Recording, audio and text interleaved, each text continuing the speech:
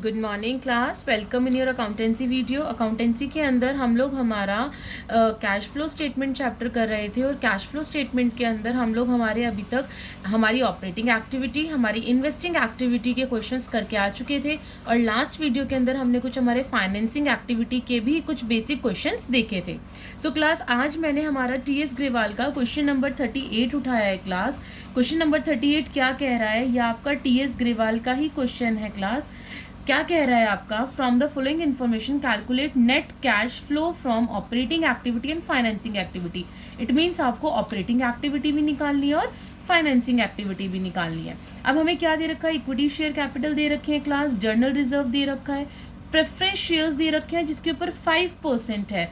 Okay, surplus है, statement of P&L, security premium reserve है, provision for tax है, non current liability है class, 8% debentures, short term borrowings है, 8% bank loan, trade payable है। Okay, trade receivable and inventories दोनों एक साथ हैं। एडिशनल इन्फॉर्मेशन में क्या कह रहा है? During the year additional debentures were issued. Additional debentures जो हैं वो इशूड करे थे एट पार के ऊपर 1 अक्टूबर तक। क्लास यहीं तक रोकती हूँ। उसके बाद bank loan was repaid, bank loan जो है वो रीपेड करा है सेम डेट पे।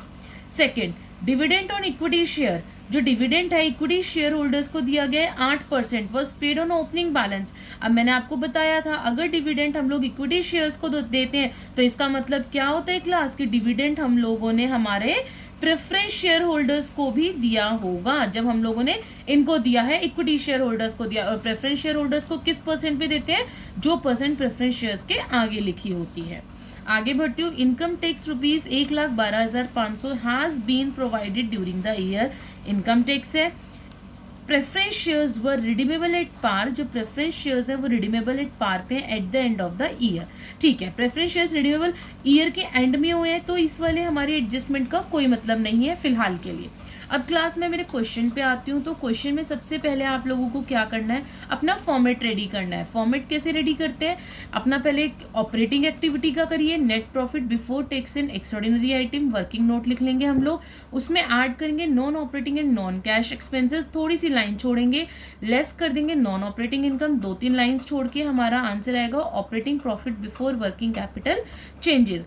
उसके बाद हम लोग ऐड कर देते हैं increase in current liability, decrease in current assets, और लेस कर देते हैं decrease in current liability and increase in current assets, और उसके बाद लेस करते हैं हमारा टैक्स जितना हमने पेड करा है। लास्ट में हमारा आंसर आता है कैश। अभी हम लोग इसको हटा देते हैं कि हमें नहीं पता फ्लो है या यूज्ड है।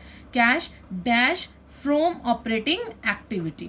तो और दूसरा हम लोग फाइनेंसिंग के लिए हमारा एक नॉर्मल सा अपना फॉर्मेट बना देते हैं, cash flow from financing activity, यहाँ पर्टिकुलर्स और यहाँ आपके रुपीज़ आ गए। अब क्लास मैं एक एक करके चलती हूँ। सबसे पहले मैं मेरा इनकम टैक्स का बताती हूँ। उसने बोला है कि इनकम टैक्स जो है 1,12,500 प्रोवाइड करा है ड्यूरिंग द ईयर। हम लोग क्या करेंगे? इसके अंदर हमारा प्रोविजन फॉर टैक्स का अकाउंट क्रिएट होता है क्लास। इसके अंदर हम लोग, मैंने आपको बताया था हमेशा लाइबिलिटी अकाउंट होता है और हम लोग हमारा स्टार्टिंग कहाँ से करते हैं? क्रेडिट साइड से करते हैं क्लास स्टार्टिंग। तो यहाँ पे आ जाएगा बाय बैलेंस ब्रॉड डाउन आ जाएगा 50,000, टू बैलेंस कैरिड डाउन आ जाएगा 1,00,000। देखिए क्लास हमें यहाँ पे दे रखा है 50,000 ओपनिंग है और 1,00,000 हमारा क्लोजिंग है, तो हमने डाल दिया 50,000 ओपनिंग और 1,00,000 हमारा क्लोजिंग डाल दिया। अब आगे उसने यहाँ पे बोला था कि इनकम टैक्स 1,12,500 जो है हमने प्रोवाइड किया है, हैज़ बीन प्रोवाइडेड। इसका मतलब हम लोगों को उन लोगों ने क्या दे रखा है? Tax provided during the year, जो कि हमारा क्रेडिट साइड आएगा क्लास, जो कि हमें मेड है, प्रोवाइड किया है, बनाया है। बाय स्टेटमेंट ऑफ P&L के नाम से डाल देंगे 1,12,500। ठीक है भाई, डाल दिया। अब जब मैंने दोनों साइड बैलेंसिंग करी तो मेरी क्रेडिट साइड बढ़ आई 1,62,500, 1,62,500। अब उसमें से मैंने 1,00,000 माइनस करा तो मेरा बैलेंस कितना बच गया? 62,500। और जो मेरा बैलेंस बचा वो क्या आ जाएगा? टू बैंक अकाउंट के नाम से टैक्स पेड। और इनका अकाउंटिंग ट्रीटमेंट क्या होता है? जो हमारा टैक्स पेड होता है वो हो तो हम लोग अकाउंटिंग ऑपरेटिंग एक्टिविटी में से माइनस कर देते हैं। देखिए यहाँ पे डाल देंगे हम लोग टैक्स पेड 62,500 माइनस कर देंगे। वहीं पे जो हमारा ये टैक्स मेड होता है क्लास, वो हम लोग कहाँ डालते हैं? वर्किंग नोट में प्लस करते हैं। अब मैं आती हूँ क्लास पहले मेरे वर्किंग नोट पे। इसके अंदर एक मुझे ये चीज़ बतानी थी जो हमने थर्ड कर लिया, फोर्थ हमारा कहीं आएगा नहीं एडजस्टमेंट। फर्स्ट और सेकंड अभी मैं आप लोगों को बताऊंगी, उससे पहले मैं मेरा क्वेश्चन स्टार्ट कर रही हूँ। मैं मेरा वर्किंग नोट बना रही हूँ क्लास। वर्किंग वर्किंग नोट के अंदर हम लोग क्या करते थे, सबसे पहले प्रॉफिट फॉर द ईयर, उसका फॉर्मूला क्या होता था, क्लोजिंग माइनस ओपनिंग। अब देखो यहाँ पे क्लोजिंग माइनस ओपनिंग कितना है, 3,50,000 है, ये है ओपनिंग, 3,75,000 है क्लोजिंग। तो क्लोजिंग माइनस ओपनिंग 3,75,000 माइनस, और माइनस का 3,50,000, तो माइनस माइनस तो प्लस हो गया, तो 3,75,000 में प्लस कर दूंगी 3,50,000, मेरे आ जाएंगे 7,25,000। उसके अंदर हम लोग हमारा क्या ऐड करते थे क्लास, क्या क्या चीज़ें ऐड होती थी, क्या क्या चीज़ें माइनस होती है, हम लोग ऊपर से देखते हुए चलते हैं। अब सबसे पहले मुझे इक्विटी शेयर कैपिटल दे रखा था, मैं मेरा मेन क्वेश्चन स्टार्ट कर रही हूँ। यहाँ मैंने अपना अकाउंट देखा तो सबसे पहले मैंने आपको अकाउंट बनवा दिया। अब मैं अपने क्वेश्चन से स्टार्ट कर रही हूँ क्लास, ध्यान दीजिएगा।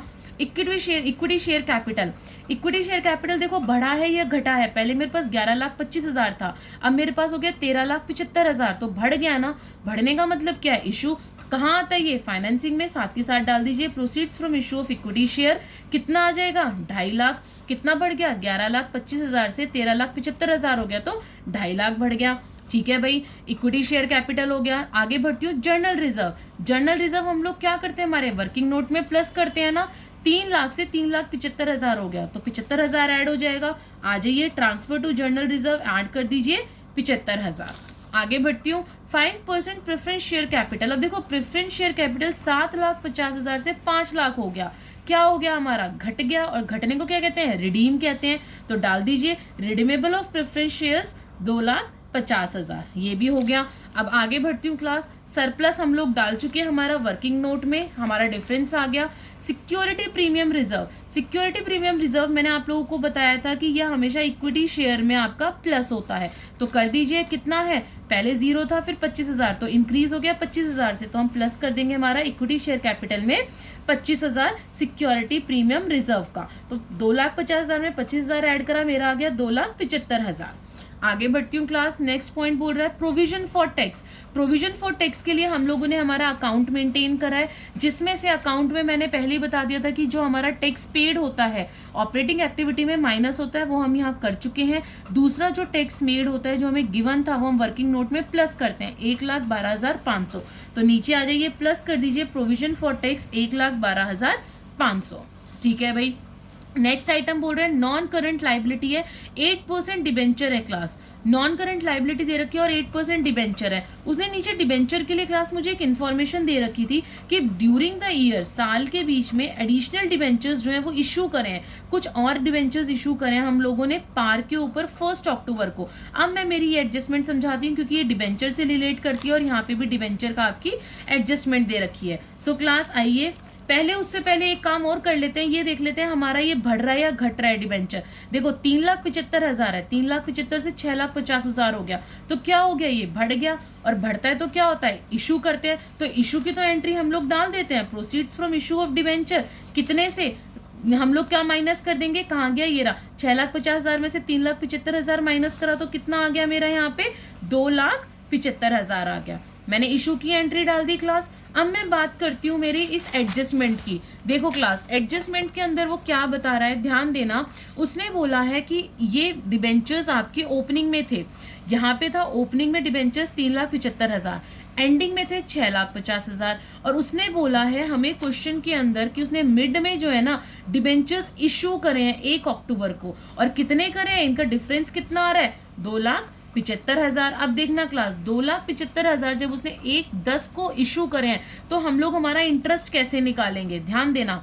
8% इंटरेस्ट है ना डिबेंचर के ऊपर क्लास, तो हम लोग क्या करेंगे, पहले 8% निकालेंगे हमारा ओपनिंग के ऊपर, 8% ओपनिंग की वैल्यू के ऊपर निकलेगा, और 6 महीने के लिए, क्योंकि ये हमारा 6 महीने तक चला था, 1 अप्रैल से 1 अक्टूबर तक 6 महीने का निकाल लिया। फिर प्लस करके हम लोग हमारा 8% का निकालेंगे क्लोजिंग की वैल्यू पर क्लास। तो हम ओपनिंग और क्लोजिंग इस केस में दोनों निकालते हैं, और अगेन हमारा ये कितने महीने के लिए निकलेगा, 6 महीने के लिए निकलेगा, तो 6/12। इसको सॉल्व करा 15,000 आ गया, इसको सॉल्व करा 26,000 आ गया, दोनों को ऐड करा, मेरा इंटरेस्ट आ गया 41,000। अब इसका ट्रीटमेंट 2 जगह होता है, पहला होता है ये नॉन ऑपरेटिंग एक्सपेंस है, तो ऑपरेटिंग एक्टिविटीज़ में प्लस, और दूसरा होता है फाइनेंसिंग एक्टिविटी में माइनस। तो कर दीजिए क्लास इसको एज इट इज़। देखिए आ जाइए, सबसे पहले ऑपरेटिंग एक्टिविटी में इंटरेस्ट ऑन डिबेंचर डाल दूंगी मैं 41,000, और दूसरा फाइनेंसिंग में डाल दूंगी क्लास इंटरेस्ट ऑन डिबेंचर मेरा 41,000 का माइनस माइनस कर दिया, वहाँ पे प्लस होता है आपका ऊपर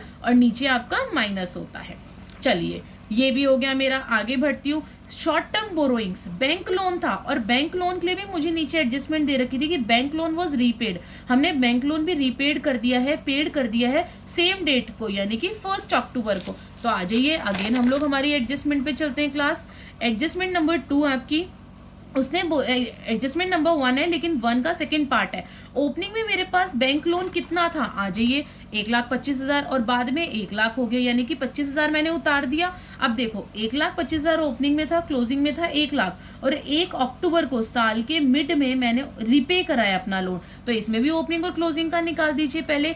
8% ओपनिंग की वैल्यू पे 6 महीने का प्लस 8% क्लोजिंग की वैल्यू पर 6 महीने का, दोनों को ऐड करिए। इसका आ गया 5,000, क्लोजिंग का आ गया 4,000, ऐड करा मेरा आ गया 9,000। और इसकी भी अगेन ये 2 जगह चला जाएगा, ऑपरेटिंग एक्टिविटी में प्लस हो जाएगा और फाइनेंसिंग एक्टिविटी में माइनस हो जाएगा। तो कर दीजिए क्लास इसको भी अपना। ऑपरेटिंग एक्टिविटी में कहाँ इंटरेस्ट ऑन बैंक लोन चला गया 9,000 और फाइनेंसिंग में रीपेमेंट ऑफ लोन कर दिया मैंने मेरा 25,000 का। देखना क्लास, रीपेमेंट तो हमने 25,000 का किया है। देखो यहाँ पे 1,25,000 से 1 लाख हो गया, तो 25,000 का तो रीपेमेंट करा है। और इंटरेस्ट हमारा यहाँ कितना लगा था, ये जो था ये इंटरेस्ट था। प्लीज डोंट फॉरगेट क्लास की ये मैंने इंटरेस्ट निकाला है। और रीपेमेंट अलग से शो करोगे, और जैसे हम लोग इशू हमने अलग से शो करा और इंटरेस्ट अलग से शो करा, उसी तरीके से रीपेमेंट तो अलग से शो करोगे जो हमारा कम हुआ है, और इंटरेस्ट जो 9,000 निकला है वो हम लोग अलग से शो करेंगे। इंटरेस्ट ऑन बैंक लोन हमारा कितना आ गया, 9,000 आ गया। क्लियर है। आगे बढ़ती हूँ, हमारी पहली एडजस्टमेंट कंप्लीट हो गई है। नेक्स्ट बोल रहे हैं ट्रेड पेएबल। अब देखो ट्रेड पेएबल घटी है या बढ़ी है, हमें पे करना है। करंट लाइबिलिटी है 2.5 लाख से 5 लाख हो गई, बढ़ गई। तो करंट लाइबिलिटी बढ़ती है तो कहाँ जाती है, ऐड में। ट्रेड पेएबल कितने से बढ़ गई, 2.5 लाख से बढ़ गई। ठीक है भाई, आगे बढ़ती हूँ। ट्रेड रिसीवेबल और इन्वेंट्री, ये क्या है, करंट एसेट्स है हमारी। अब 11,50,000 से 13 लाख हो गई, करंट एसेट्स भी हमारी बढ़ गई है। कितनी बढ़ गई है, करंट एसेट्स बढ़ती है तो कहाँ जाती है, लेस में जाती है ट्रेड रिसीवेबल। और कितनी बढ़ गई हमारी, ये देखते हैं इधर कितना लिखा है, 11,50,000 से 13 लाख हो गई, तो 1,50,000, 1,50,000 से हमारी बढ़ गई और कहाँ जाएगी, लेस में जाएगी। चलिए भाई, हमारा पूरा काम खत्म हो गया ऊपर का। नीचे से फर्स्ट एडजस्टमेंट हमने डाल दी। सेकंड एडजस्टमेंट हमारी बच गई कि हमने डिविडेंड दिया है इक्विटी शेयर होल्डर्स को 8% पे क्लास। तो ऑब्वियस सी बात है कि प्रेफरेंस वालों को भी दिया होगा, और प्रेफरेंस वालों को कितने पे दिया होगा, 5% पे। और कौन से पे, ओपनिंग वैल्यू पे। तो 5% हम लोग ओपनिंग वैल्यू का निकालेंगे 7,50,000 का। आ जाइए, तो dividend paid on equity share, equity share वालों को तो 90,000 दिया है। क्यों, क्योंकि 8% हम लोग निकालेंगे हमारी इक्विटी शेयर की ओपनिंग पे। 11,25,000 का 8% आ गया मेरा क्लास यहाँ पे 90,000। वहीं पे ही dividend paid on preference share, preference shares वालों का 5% इनके ओपनिंग पे निकालेंगे, मतलब 7,50,000 का 5% निकालेंगे, तो वो आ जाएगा मेरा 3 लाख। 1 मिनट क्लास, ये मैं अलग से निकाल के ही दिखा देती हूँ आप लोगों को। यहाँ निकाला हुआ है, देखो इक्विटी वालों को जो दे रहे हैं 8% दे रहे हैं, 1,12,500 पे मिलेगा ना, सॉरी 11,25,000 पे, सॉरी क्लास 11,25,000 पे मिलेगा। ठीक है, ओपनिंग की वैल्यू पे मिलता है ना, ओपनिंग वैल्यू 11,25,000 है, और इक्विटी वालों को 8%, तो 8% 11,25,000 पे 90,000 आ गया। और प्रेफरेंस वालों को हम लोग 5% हमारा ओपनिंग पे दे रहे हैं 7,50,000 पे, तो 5% मैंने ओपनिंग पे दिया है 7,50,000 पे, दैट इज योर 37,500। तो इन दोनों को टोटल करूंगी तो मेरा 1,27,500 आ गया। अब आप लोग या तो इसको एक साथ लिख लीजिए या इन दोनों को अलग अलग करके लिख लीजिए, it depends up to you. और वैसे ये जाता 2 जगह है, कहाँ, वर्किंग नोट में प्लस होता है और दूसरा आपका फाइनेंसिंग एक्टिविटी में से माइनस होता है। तो यहाँ मैंने फाइनेंसिंग में तो अलग अलग शो करके दिखाया है, इक्विटी का 90,000 और प्रेफरेंस का 37,500। लेकिन मैंने यहाँ पे वर्किंग नोट के अंदर मैंने एक साथ कर दिया है 1,27,500, एक साथ ऐड करके दिखा दिया है। अब मेरी सारी चीज़ें ओवर हो गई मेरे क्वेश्चन की, कुछ नहीं बचा। तो अब मैं मेरा क्वेश्चन स्टार्ट करूंगी सॉल्व करना। पहला स्टेप होना चाहिए हमारा वर्किंग नोट क्लोज करेंगे। इन सबको मैंने ऐड करा तो मेरा 10,40,000 आया। ये कहाँ पहुंच जाएगा, ऑपरेटिंग एक्टिविटी में 10,40,000।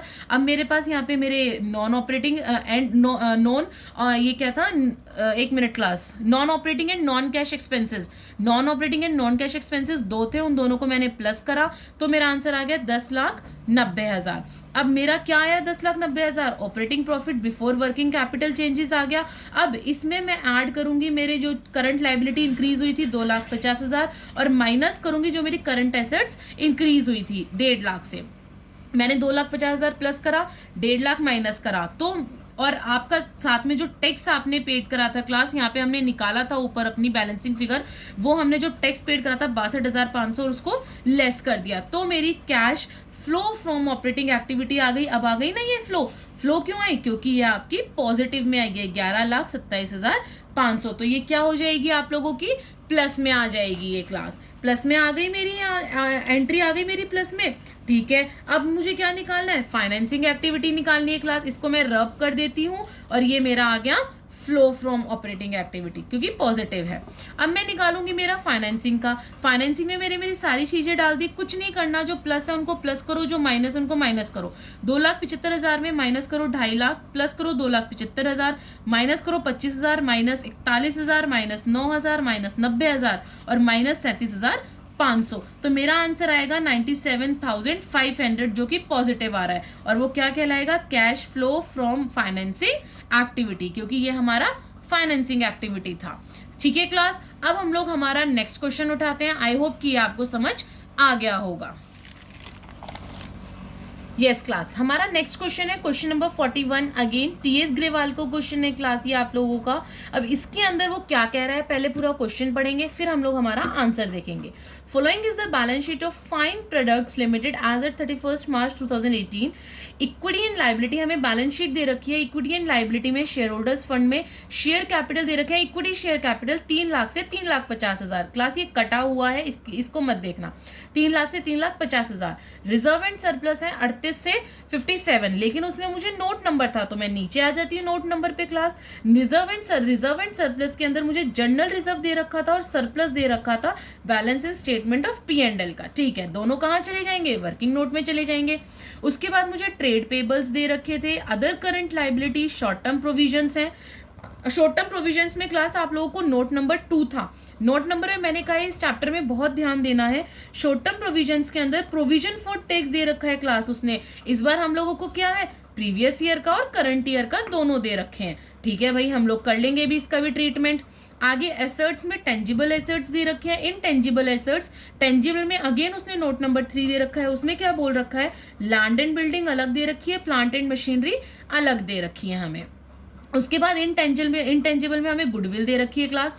नॉन करंट इन्वेस्टमेंट दे रखी है, करंट में inventories, trade receivable, cash and bank balance. Class में आप लोगों को एक चीज बताना चाहती हूँ, कैश एंड बैंक बैलेंस जो है इसको हम लोग कैश एंड कैश इक्विवेलेंट भी कहते हैं, और इसी के अंदर आपका आंसर भी छुपा हुआ होता है। सो ध्यान से देखना है। अब ये मेरे नोट्स टू अकाउंट हो गए। आगे उसने एडजस्टमेंट दे रखी है, propose dividends on equity for the year ended, यानी कि उसने प्रपोज डिविडेंड दे दिया हमारा क्लास ईयर एंडेड 2018-19 का 39,000 और 45,000 रिस्पेक्टिवली, यानी कि आपका 39,000 तो हो गया क्लास प्रीवियस ईयर का और 45 हो गया आपका करंट ईयर का। You are required to prepare cash flow statement for the year end 31 March 2019। ठीक है भाई, सबसे पहला काम क्लास आप लोगों का पता है क्या होना चाहिए? कि आप लोगों को अपना फॉर्मेट बनाना है। फॉर्मेट कैसे बनाते हैं क्लास हम लोग, ध्यान दीजिएगा।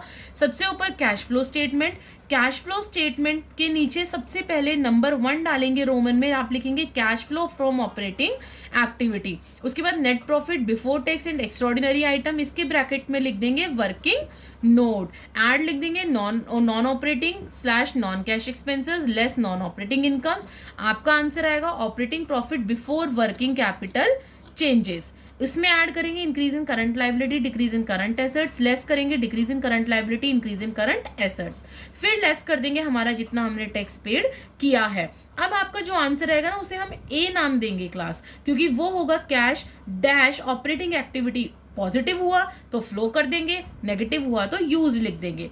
फिर सेकंड पॉइंट डालेंगे इसी के नीचे cash flow from investing activity, थोड़ी सी 2-4 लाइनें छोड़ के जो आंसर आएगा उसको आंसर नंबर बी देंगे। अगेन लिख देंगे कैश डैश, आपका पॉजिटिव आया तो फ्लो, नेगेटिव आया तो यूज्ड इन इन्वेस्टिंग एक्टिविटी। ठीक है भाई, ये भी हो गया। उसके बाद रोमन में थर्ड लिखेंगे cash flow from financing activity 2-4 लाइनें छोड़ेंगे, सी पॉइंट डालेंगे, जो भी आंसर आएगा आपका, और उसमें भी लिख देंगे कैश डैश डैश, यानी कि अगर पॉजिटिव आया तो फ्लो, नेगेटिव आया तो हमारा क्या जाएगा यहाँ पे यूज्ड इन फाइनेंसिंग एक्टिविटी, दोनों में से जो भी आएगा, चाहे पॉजिटिव आए चाहे नेगेटिव आए। अब इसके बाद हम लोग नेक्स्ट स्टेप पे क्या करते हैं, ए बी और सी जो तीनों आंसर आते हैं तीनों को ऐड करते हैं क्लास। नेट अगर पॉजिटिव आ रहा है तीनों को ऐड करके तो इंक्रीज लिख देंगे हम लोग, और अगर नेगेटिव आ रहा है तो डिक्रीज लिख देंगे in cash and cash equivalent. अब जैसा कि मैंने आपको बताया था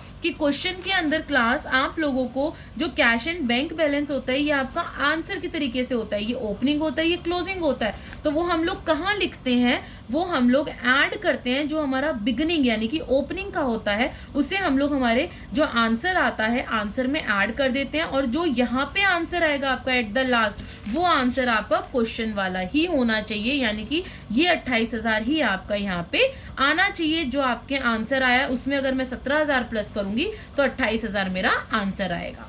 तो ये था कुछ एक फॉर्मेट क्लास, और नीचे वर्किंग नोट का आ जाएगा जिसमें से आप क्या निकालते हैं, अपना net profit before tax and extraordinary item. ये मैंने आपको एक पूरा कैश फ्लो का फॉर्मेट बताया है। अब इसी के बेसिस पे हम लोग हमारा आंसर करेंगे क्लास, ठीक है भाई। अब मेरे को क्वेश्चन के अंदर जैसा जैसा बोलता जा रहा है मैं वैसा वैसा क्वेश्चन आंसर करती चली जाऊंगी, ध्यान दीजिएगा। सबसे पहले equity share capital, equity share 3 lakh से 3,50,000 हो गई तो बढ़ गई, तो डाल दीजिए अपना फाइनेंसिंग में, क्या आ जाएगा, proceeds from issue of equity shares 50,000 से बढ़ी है। नेक्स्ट पॉइंट बोल रहा है रिजर्व एंड सरप्लस के लिए, पॉइंट नंबर 1 था, नीचे आ जाती हूँ। सरप्लस दे रखा है 18 और 27, दोनों का बैलेंस डाल दूंगी मैं मेरे वर्किंग नोट के अंदर क्लास। वर्किंग नोट पे आती हूँ, profit for the year 27 minus 18 9,000। वहीं पे ही उसने मुझे नीचे रिजर्व भी दे रखा था क्लास। रिजर्व क्या दे रखा था मुझे, ऊपर 30 और 20 ट्रांसफर हो गया, 20 से मेरा क्या हो गया 30 हो गया, तो 10,000 मेरा क्या हो जाएगा यहाँ पे प्रॉफिट में ऐड हो जाएगा। 30 से 20 माइनस कर दूंगी, यानी कि क्लोजिंग माइनस ओपनिंग कर दूंगी, 10,000 मेरा ऐड हो गया। ठीक है भाई, आगे बढ़ती हूँ। नेक्स्ट मुझे दे रखा है class trade payable. Trade payable क्या है, मेरी करंट लाइबिलिटी, यहाँ तो ऊपर साफ साफ बोल रखा है करंट लाइबिलिटी है। अब 35 से 53 हो गई, 35 से 53 हो गई, 35,000 से 53,000 क्या हो गई, बढ़ गई, तो करंट लाइबिलिटी बढ़ जाएगी तो कहाँ लिखूंगी क्लास में, आ जाइए अपने फॉर्मेट पे वापस। जब मेरी करंट लाइबिलिटी इंक्रीज हुई है क्लास तो मेरा आ जाएगा ऐड में, और मैं लिख दूंगी मेरी ट्रेड पेबल को 18,000, जितने से उसका डिफरेंस आया है, कितने से आया है 53 माइनस 35 18,000। अदर करंट लाइबिलिटी मेरी 8,000 से 6,000 हो गई, ये भी आपकी करंट लाइबिलिटी है, 8 से 6 घट गई, तो क्या आ जाएगा, घट गई तो कहाँ आ जाएगी, अगर मेरी करंट लाइबिलिटी घटती है तो लेस में आ जाएगी, अदर करंट लाइबिलिटी 2,000 में माइनस में लिख दूंगी क्लास। नेक्स्ट पॉइंट देखिए, इसके अंदर आपको कुछ नहीं करना, बस अपने पॉइंट्स देखते जाना और फॉर्मेट में डालते जाना है। आपको फॉर्मेट याद होना बहुत जरूरी है। शॉर्ट टर्म प्रोविजन के लिए उसने मुझे यहाँ पे नोट नंबर 2 दिया था क्लास। नोट नंबर 2 पे आती हूँ, प्रोविजन फॉर टैक्स। अब देखो प्रीवियस ईयर का और करंट ईयर का कहाँ कहाँ पे आता है, देखो क्लास जो 28,000 है आपका प्रोविजन, जो टैक्स है आपका, जो प्रीवियस ईयर का होता है वो हमेशा ऑपरेटिंग एक्टिविटी में से माइनस होता है, और जो करंट ईयर का होता है वो वर्किंग नोट में प्लस हो जाता है। तो करंट ईयर का 32,000 मैं वर्किंग नोट में मेरे में प्लस कर दूंगी, करंट ईयर का 32,000 प्लस कर दिया। और यहाँ पे देखिए क्लास आपका जो प्रीवियस ईयर का था 28,000, प्रीवियस ईयर का मैं ऑपरेटिंग में से आपका लेस कर दूंगी, ये भी कर दिया। चलो भाई ये भी हो गया मेरा काम, मेरी लाइबिलिटी पोर्शन खत्म। अब मेरी एसेट्स की बारी। एसेट्स में पहले था टेंजिबल एसेट्स, और नोट नंबर 3 था क्लास, आ जाइए नोट नंबर 3 पे। लैंड एंड बिल्डिंग 1,10,000 से 57,000 57,000 हो गई, तो 1 लाख कम हो गई ना, कम हो गई तो क्या करा हमने, सेल कर दिया, यानी कि आप क्या डाल देंगे, सेल में डाल देंगे। Sale of land and building कितना 53,000, दोनों का डिफरेंस। नेक्स्ट बोल रहा है मेरा plant and machinery. Plant and machinery 90,000 से 1,91,000 यानी कि बढ़ गई, इसका मतलब मैंने परचेज करी है, बढ़ गई, तो इन दोनों का डिफरेंस डाल दीजिए। Purchase of plant and machinery 1,01,000 1000, दोनों का डिफरेंस डाल दिया। वेरी गुड, आगे बढ़ती हूँ। नेक्स्ट मेरा पॉइंट क्या बोल रहा है क्लास, वो नेक्स्ट पॉइंट में बोल रहा है इनटेंजिबल एसेट्स गुडविल। अब देखो गुडविल क्या हुई है, कम हुई है, और जब गुडविल कम होती है ना तो उसे एमोटाइजेशन कहते हैं। ये मैंने आपको पहले भी वीडियो में बहुत अच्छे से समझाया था। और एमोटाइजेशन कहाँ आ जाएगी, नॉन करंट में आ जाएगी, नॉन ऑपरेटिंग में, सॉरी नॉन ऑपरेटिंग में आ जाएगी, नॉन ऑपरेटिंग एक्सपेंसेस है। तो गुडविल एमोटाइज हो गई मेरी 10,000 से। क्लियर है। नेक्स्ट पॉइंट पे बढ़ती हूँ क्लास। नेक्स्ट पॉइंट बोल रहा है मेरा नॉन करंट इन्वेस्टमेंट। अब नॉन करंट इन्वेस्टमेंट क्या है आप लोगों की, कहाँ आएगी, इन्वेस्टिंग में आ जाएगी। क्या हो गई, 10,000 से 35,000 बढ़ गई है। और नॉन करंट इन्वेस्टमेंट कहाँ आती है हमारी हमेशा क्लास, इन्वेस्टिंग में आती है। तो कितनी बढ़ गई, देखो क्लास यहाँ पे क्या बोल रहा है वो, कहाँ गया, ये रहा, 10,000 से 35,000 कितनी बढ़ गई मेरी, 25,000 बढ़ गई। तो लिख दीजिए परचेज ऑफ इन्वेस्टमेंट 25,000 बढ़ गई ना। आगे नेक्स्ट पॉइंट क्या कह रहा है क्लास, वो करंट एसेट्स इन्वेंट्रीज 57 से 39 कम हो गई क्लास। करंट एसेट्स कम हो गई तो कहाँ जाएगी, करंट एसेट्स मेरी कम हो गई तो कहाँ जाएगी, ऐड में जाएगी। तो ऐड में लिख दीजिए 18,000। वहीं पर ही जो मेरी ट्रेड रिसीवेबल था 75 से हो गई 1,08,000 बढ़ गई है। करंट एसेट्स इंक्रीज होती है तो कहाँ जाती है, लेस में जाती है। ट्रेड रिसीवेबल डाल दीजिए 33,000। ठीक है भाई, आगे बढ़ती हूँ। कैश एंड बैंक बैलेंस, इसका मैंने आपको बताया था ओपनिंग का ओपनिंग में, बिगिनिंग में और क्लोजिंग का क्लोजिंग में। तो ओपनिंग 17 था और क्लोजिंग 28 था। तो मैं लास्ट में आ जाती हूँ क्लास, बिगिनिंग में 17 डाल दूंगी और एंड में मेरा 28 डाल दूंगी। यानी कि लास्ट का जो आंसर है वो आपके पास आपके क्वेश्चन में गिवन है, ताकि आपको पता चल जाए आपने जो सारा ऊपर क्वेश्चन करा है वो सही किया या गलत किया है। आगे बढ़ती हूँ क्लास। ये मेरा पूरा ओवर हो गया है अपना बैलेंस शीट, मेरे नोट्स टू अकाउंट ओवर हो गए हैं। लेकिन अभी मेरा प्रपोज डिविडेंड बचा है क्लास। प्रपोज डिविडेंड के अंदर करंट ईयर और प्रीवियस ईयर, इसमें हम लोग सिर्फ प्रीवियस ईयर का यूज़ करते हैं। प्रीवियस ईयर का वर्किंग नोट में प्लस हो जाएगा और फाइनेंसिंग में से माइनस हो जाएगा। तो कर देते हैं हम लोग 39,000। पहले मैं मेरे वर्किंग नोट में प्लस कर देती हूँ प्रीवियस ईयर 39,000, उसके बाद मेरे फाइनेंसिंग में से प्रपोज डिविडेंड प्रीवियस ईयर का लेस कर देती हूँ। Question over. अब टोटलिंग करनी स्टार्ट करूंगी। सबसे पहला स्टेप आपका टोटलिंग में हमेशा वर्किंग नोट होना चाहिए। वर्किंग नोट को टोटल करा, मेरा 90,000 आ गया। Net profit before tax and extraordinary item, तो 90,000 को मैं क्या करूंगी, यहाँ पे लिख दूंगी अपना net profit before tax and extraordinary items के अंदर 90,000। चलो भाई, अब 90,000 में मैंने मेरे नॉन ऑपरेटिंग एक्सपेंसेस को प्लस करा 10,000। उसके बाद मेरा कोई नॉन ऑपरेटिंग इनकम नहीं था तो उसको छोड़ दूंगी मैं। मेरा आंसर आ गया 1,00,000। 90 और 10 1,00,000। Operating profit before working capital changes, जो मुझे करंट एसेट्स और करंट लाइबिलिटी में ऐड करना था मैंने 10,000 में ऐड करे 18,000। 18,000 लेस कर दिया मैंने 2,000 और 33,000। फिर उसके बाद मेरा टैक्स था जो मेरे को 28,000 गिवन था, पेड करा था, वो मैंने लेस कर दिया। तो मेरा आंसर आया 73, जो कि किस में आया है, पॉजिटिव में आया है। और पॉजिटिव के लिए क्या लिखते हैं, फ्रॉम लिखते हैं। तो cash flow from operating activity, और इसको मैं ए दे दूंगी क्लास नाम। ठीक है, अब इन्वेस्टिंग पे आती हूँ। इन्वेस्टिंग में क्या क्या था, 53,000 प्लस में था, 1,01,000 माइनस था, 25,000 माइनस था, यानी कि मेरा आ गया टोटल 73 नेगेटिव, जिसका नाम मैं बी दे दूंगी। और यहाँ लिख दूंगी कैश यूज्ड इन, ये नेगेटिव है तो यूज्ड इन आ जाएगा investing activity. Last financing activity, 50,000 positive था, 39 नेगेटिव था, 50 में से 39 गए, 11,000 बचे, जिसका नाम सी दे दूंगी मैं। और इसको लिख दूंगी कैश फ्लो फ्रॉम, क्यों, क्योंकि मेरा पॉजिटिव था। तो cash flow from financing activity. अब नेक्स्ट स्टेप में मैंने बताया था मुझे ए, बी और सी तीनों को ऐड करना है, 73,000 और 73,000। अरे वाह, ये तो आपके सामने सामने कट गए कि 73 में से 73 गए 0, तो आंसर तो मेरा 11,000 बच गया। तो 11,000 मैं यहाँ लिख दूंगी, जो कि पॉजिटिव आ रहा है, पॉजिटिव की वजह से मैं यहाँ लिख दूंगी मेरा इंक्रीज। लिख दिया मैंने इंक्रीज। अब 11,000 में देखो 17,000 मैंने पहले लिखे थे, तो 11 में जब मैंने 17 ऐड करे तो मेरे 28 आ रहे हैं ना, इसका मतलब मेरा आंसर सही है। सो क्लास, आज की वीडियो में मैंने आपको 2 क्वेश्चन बताए हैं। आपके एक क्वेश्चन बताया है मैंने आप लोगों को, आपका क्वेश्चन नंबर 38 टीएस ग्रेवाल का, दूसरा बताया है क्वेश्चन नंबर 41। आई होप कि ये दोनों क्वेश्चंस आपको समझ आ गए होंगे क्लास। अगर कोई डाउट है आप लोगों को तो please write in the comment box, ताकि मुझे पता चले कि आप लोगों को डाउट है और मैं आपके डाउट क्लियर कर सकूँ। And please like share and subscribe the channel, ताकि अब जो आगे और बड़े फुल फ्लैश कैश फ्लो के हम क्वेश्चन करने वाले हैं वो आप तक ईजिली पहुंच सके। And don't use the short form. Again मैं रिपीट कर रही हूँ कि आप लोगों को कहीं पे भी शॉर्ट फॉर्म यूज़ नहीं करनी है क्लास। Thank you.